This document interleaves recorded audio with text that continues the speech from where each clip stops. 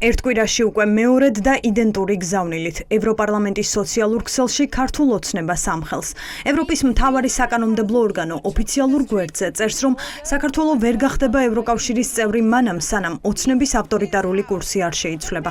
6 დღიანი ინტერვალით გამოქვეყნებული ორი განცხადება ერთსა და იმავე მოწოდებას იმეორებს. მიჯნევს ხალხს და მთავრობას და მკაფიოდ ამბობს, რომ მისი მხარდაჭერა ამ ორს შორის ხალხს ეკუთვნის.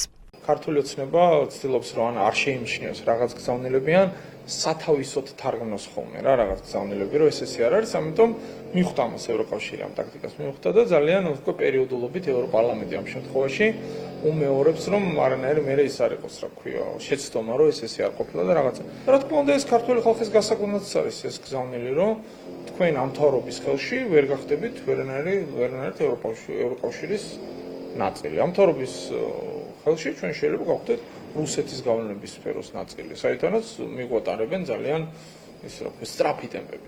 ევროპარლამენტი ამ პოსტს თან ურთავს განცხადებას, რომლითაც საკანონმდებლო ორგანო მთავარ საკითხებზე თანხმდება.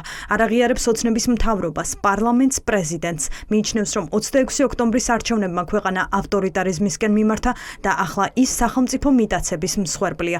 ამ პოსტს ქართველი მომხმარებლების ათასობით კომენტარი აქვს. ეს განცხადება კიდევ ერთხელ ძალიან მკაფიოდ გვეუბნება, რომ არავით არის ნორმალიზება, არავით არის ლეგიტიმაცია და არავით არის ევროატლანტიკური ინტეგრაცია არ არის შესაძლებელი თუ კი საქართველო არ დაადგება ისევ ევროპულ გზას, რაც გულისხმობს ახალ არჩევნებს, პოლიტპატიმრების გათავისუფლებას, რეპრესიების შეწყვეტას. არა თუ ღირსებით ევროპისკენ წაიყვანეს ქვეყანა, არამედ ოვიზო მიმოსვლის საფრთხეც კი თავად შექმნეს და ის პროპაგანდა, რომელიც ამ საფრთხის ფონზე მათი მხრიდან მოდის, სწორედ აჩვენებს იმას, რომ მათ ღირსებით ევროპისკენ არ სურდათ და ისინი უპირისპირდებიან რეალურად ქვეყნის ევროპულ მომავალს. შესაბამისად, ევროპარლამენტის მორიგი განცხადება, მე ვფიქრობ, არის კვლავ ამ დეზინფორმაცია პროპაგანდის საწინააღმდეგო. ევროკავშირმა ძალიან კარგად იცის, რომ ქართული ოცნება პროპაგანდისტულად იყენებს ევროპარლამენტის განცხადებებს და ცდილობს ბრალეულობა გადაიტანოს ევროკავშირზე, შესაბამისად იმისთვის, რომ ეს პროპაგანდა გადაიფაროს და ქართული ოცნება როგორც ერთადერთი ძალა, რომელიც ცდილობს საბოტაჟს პროდასავლური საგარეო პოლიტიკის, ამით ცხადყოს საზოგადოებაში, რომ ქართული ოცნება არის ერთადერთი დამნაშავე. რატომ გადაწყვიტა ევროპარლამენტმა გზავნილის გამეორება? სხვათა შორის ასე რამდენიმე წინადადებით და მკაფიო პოსტებით სოციალურ ქსელში ოცნებას ამერიკის საელჩო აკრიტიკებდა წინა ადმინისტრაციის პირობებში. ოცნებას პოზიცია მსგავსი კრიტიკისადმი არ შეუცვლია. ივანიშვილის პარტიაში ცდილობენ მათზე წნეხი ქვეყნის მტრობად წარმოაჩინონ და ამბობენ, რომ დამოკიდებულება უსამართლოა. ადახედონ რამდენიმე კვირის, რამდენიმე თვის წინანდელ ამერიკის პრეზიდენტის განცხადებებს ევროკავშირთან დაკავშირებით, რომელიც პირდაპირ ამბობს, რომ ევროკავშირი არის ბიუროკრატია, რომელიც უსამართლოდ ექცევა ამერიკას. თქვენ წარმოიდგინეთ ხა საქართველოსთან როგორი დამოკიდებულება ექნება ამ უსამართლო ბიუროკრატიას ევროკავშირში.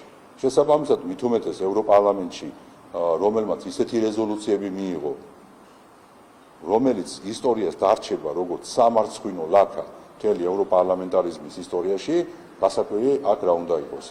ერთადერთი იმედი გვაქვს ის, რომ ევროპელი ხალხი, ისევე როგორც ამერიკელი ხალხი, რომელმაც უკვე გადაწყვიტა და ტრამპი მოიყვანა სათავეში და უარი უთხრა Deep State-ს, თუმცა ბოლომდე ჯერ არ არის ეს პროცესი დასრულებული, აქაც ევროპაშიც ევროპული ღირებულებები გაიმარჯვებს. ევროპარლამენტის რეზოლუციას საქართველოში კი არა, თავად ევროპაში აღარღებულობენ უკვე სერიოზულად. ფეხქვეშ გათელა თავისივე ევროპული ინსტიტუტების გადაწყვეტილებების, სტრასბურგის საერთაშორისო სასამართლოს გადაწყვეტილებები, კვლევითი საერთაშორისო ორგანიზაციების გადაწყვეტილებები, ეს ფეხქვეშ გათელა.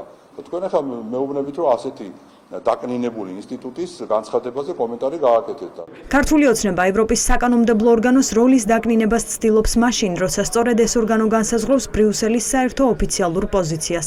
მართალია მათ მიერ მიღებულ რეზოლუციებს სარეკომენდაციო ხასიათი აქვს, თუმცა სწორედ ამ დოკუმენტებს ეყრდნობა გადაწყვეტილებები, რომლებსაც შემდგომ ევროპული სახელმწიფოები იღებენ. ამ დოკუმენტებით კი ევროპარლამენტმა საქართველოში ძალადობაზე პასუხისმგებელი პირების დასჯა და დემოკრატიული უკუსვლის გამო ოცნების ლიდერების დასანქცირება მოითხოვა. მე ვფიქრობ, რომ უმთავრესი პოლიტიკური ორგანო მაინც არის ევროპარლამენტი, ევროკავშირის. ის ასევე გამოხატავს პოლიტიკურ მოსაზრებას იმ პროცესებთან დაკავშირებით, რომელიც საქართველოში ხდება. ამიტომ მისი იგნორირება ქართული ოცნების მხრიდან არის ძალიან დიდი შეცდომა.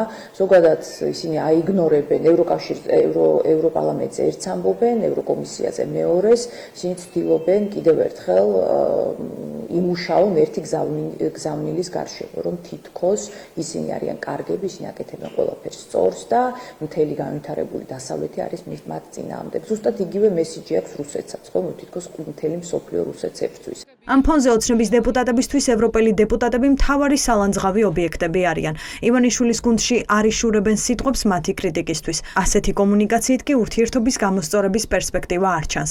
ევროპარლამენტი კი პირდაპირ ამბობს, რომ ამ პირობებში ვერც ვერასდროს გამოსწორდება.